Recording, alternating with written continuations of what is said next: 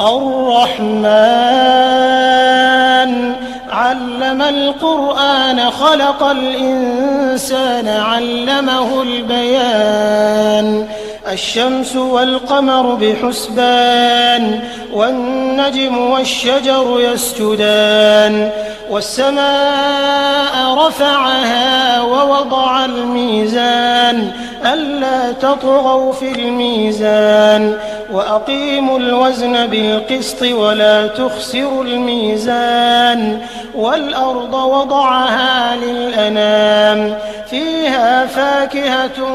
والنخل ذات الأكمام والحب ذو العصف والريحان فبأي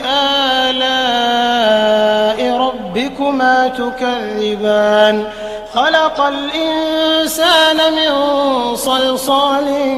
كالفخار وخلق الجان من مارج من نار فبأي آلاء ربكما تكذبان رب المشرقين ورب المغربين فبأي